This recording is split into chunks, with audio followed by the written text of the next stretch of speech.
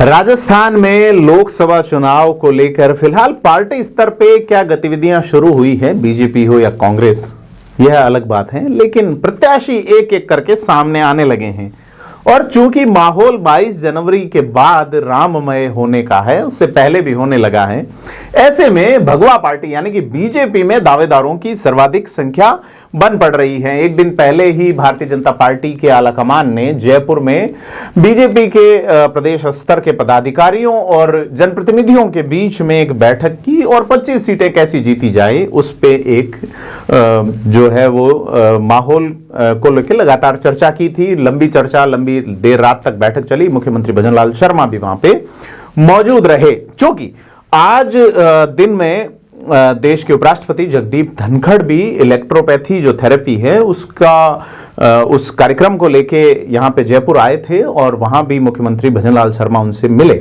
संबोधित करते हुए होम्योपैथी और इलेक्ट्रोपैथी थेरेपी पे बात करते हुए धनखड़ ने भी ये बात कही, इशारों इशारों में कहा कि उनका हेलीकॉप्टर उस वक्त नहीं उतरने दिया जाता था जब कांग्रेस की सरकार हुआ करती थी। धनखड़ ने यह भी कहा कि प्रदेश में यानी कि राजस्थान में जो गहलोत सरकार के वक्त में उनको लेके जिस तरह की असंसदीय या असंवैधानिक टिप्पणियां की गई वो ठीक नहीं थी। उपराष्ट्रपति जो है वो आपको बता दें कि राजस्थान में विधानसभा चुनाव से पहले उपराष्ट्रपति चूंकि राजस्थान ही के रहने वाले हैं, ऐसे में उनके लगातार दौरों को लेके मुख्यमंत्री अशोक गहलोत और कांग्रेस के अन्य नेताओं ने टिप्पणियां की थी। लेकिन आज जिस विषय पे हम बात करने जा रहे हैं, 2 दिन से बात कर रहे हैं जालोर सिरोही लोकसभा क्षेत्र की व्यवसायी प्रेम सिंह राव की राजनीतिक एंट्री की। एक और राजनीतिक एंट्री पड़ोसी सीट यानी कि बाड़मेर में हो रही है।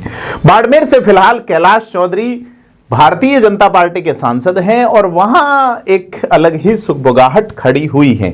शिवका विधानसभा चुनाव आपको याद होगा, Ravindra Singh Bhati run for Rajasthan, run for रेगिस्तान एक आयोजन करते हैं और उसके बाद सोशल यानी कि सोशल इंजीनियरिंग के माध्यम से, सामाजिक एक मैनेजमेंट के माध्यम से पॉलिटिकल राह पे चलते हैं और उसी राह पे एक और नेता चल पड़े हैं। नेता नहीं है, अधिकारी रहे हैं, रिटायर्ड आईपीएस, तमिलनाडु के पूर्व director general of police Sangaram Jangid. Sangaram Jangid शायद बीजेपी से टिकट चाह रहे हैं। उन्होंने भी उसी तरह की एक दौड़ का आयोजन किया है और उसके बाद में राजनीतिक समीकरणों में चर्चा चल पड़ी है कि बाड़मेर से क्या कैलाश चौधरी का टिकट कट सकता है।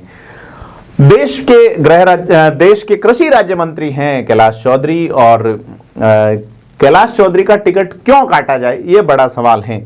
चूंकि अगर देखा जाए मूल ओबीसी से आते हैं सांगाराम जांगिड़ जो है और पुलिसिंग करते हुए उन्होंने बड़े बड़े कारनामों को अंजाम जरूर दिया है। उनके नेतृत्व में कई अंतर्राष्ट्रीय स्तर के गिरोहों का पर्दाफाश हुआ है।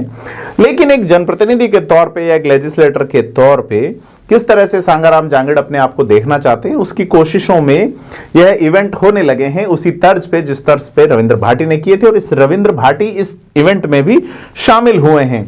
तो अब बाड़मेर की जो राजनीतिक फिजाएं हैं, बाड़मेर जो लोकसभा क्षेत्र हैं जिसमें बाड़मेर जिले की 7 विधानसभाएं हैं और जैसलमेर जिले की 1 विधानसभा है। जैसलमेर प्रॉपर पोखरण जोधपुर का हिस्सा है।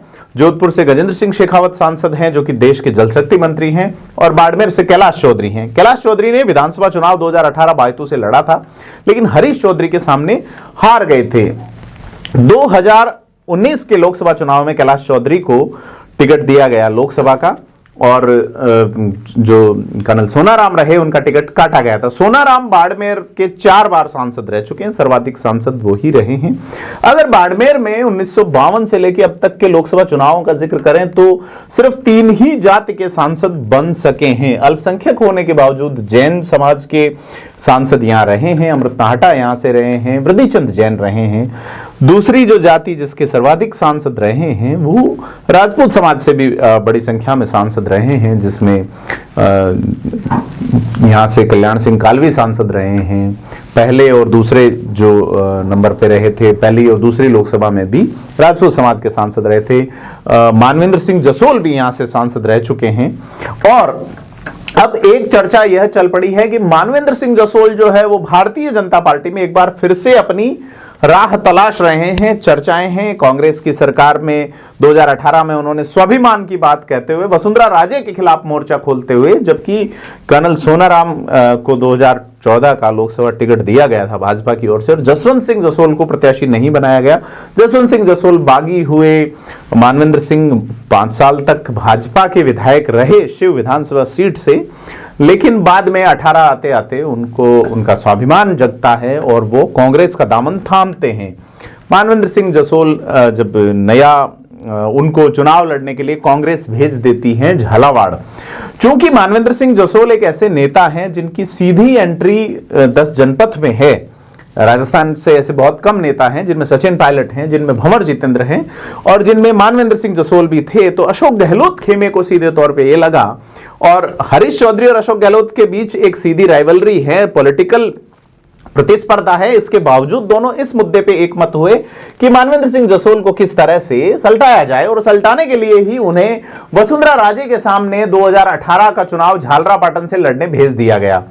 और इसके बाद में उन्हें बहुत बाद में जाके उनको सैनिक कल्याण मामलों वाले बोर्ड का अध्यक्ष बनाया गया, राज्य मंत्री का दर्जा दिया गया। लेकिन मानवेंद्र सिंह जसोल इससे संतुष्ट नहीं रहे कभी भी और फिर वो जैसलमेर से टिकट मांग रहे थे और उन्होंने जैसलमेर में तैयारी भी की और उनकी पूरी पैरवी की। सालेह मोहम्मद अल्पसंख्यक मामलों के मंत्री, पोखरण के विधायक, खूब पैरवी की। लेकिन जसवंत सिंह के बेटे मानवेंद्र सिंह को जैसलमेर से नहीं देके सिवाना भेज दिया गया।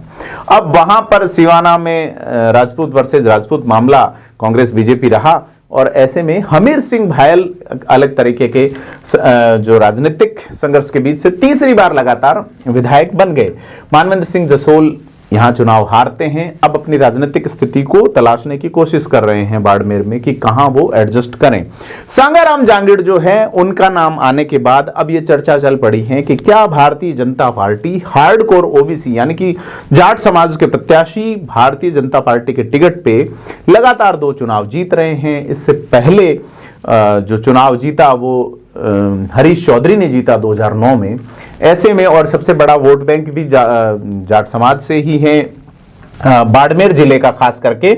और ऐसे में क्या भाजपा कैलाश चौधरी का टिकट काट सकती है और सांगाराम जांगिड़ जो है वो किस बेस पे टिकट की डिमांड कर रहे हैं। ऐसा बताते हैं कि भाजपा की मौजूदा जो रणनीति है, आरएसएस के बैकग्राउंड से आरएसएस के सबसे बड़े पदाधिकारी निंबाराम जांगिड़ भी बाड़मेर के ही रहने वाले हैं।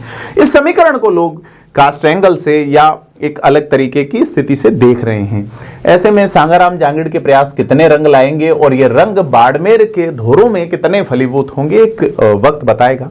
लेकिन बाड़मेर के जो धोरे हैं वो अब अलग जोनर में हैं। ऐसा बताया जाता है करीब 7.5 लाख वोट जो है मूल ओबीसी के हैं और इनके साथ में राजपूत और जैन वोट अगर जुड़ते हैं और बीजेपी का मूल वोट बैंक जिसे कहा जाता है जैन, ब्राह्मण और जो अनारक्षित जातियां हैं वो जुड़ती है तो एक माहौल बन सकता है।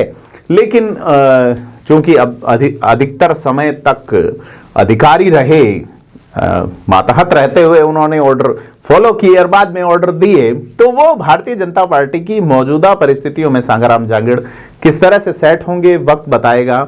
लेकिन भाजपा में जो है वो दावेदारों की लिस्ट सामने आने लगी है। बीजेपी अपने निर्णयों से चौंकाती रही है बीते 1 साल में तो बहुत ही ज्यादा। ऐसे में बीजेपी पहले से खुद के तौर पे तय होने वाले प्रत्याशियों को कितना वेटेज देगी, वो भले खुद की जाति का मूल आधार नहीं रखने वाले बड़े पैमाने पे सांगाराम जांगिड़ हो चाहे वो प्रेम सिंह राव हो, तो क्या इशारा ऊपर से है या कोशिश नीचे से है, यह सवाल फिलहाल बाड़मेर, जैसलमेर, जोधपुर, जालोर इन जिलों में खदबदा रहे हैं और जवाब चाह रहे हैं। आपको क्या लगता है बाड़मेर में कौन प्रत्याशी हो सकते हैं और सांगाराम जांगिड़ का क्या माहौल बन सकता है? इस पे अपनी राय हमें कमेंट बॉक्स में बताएं और थिंक 360 को लाइक, शेयर और सब्सक्राइब करें।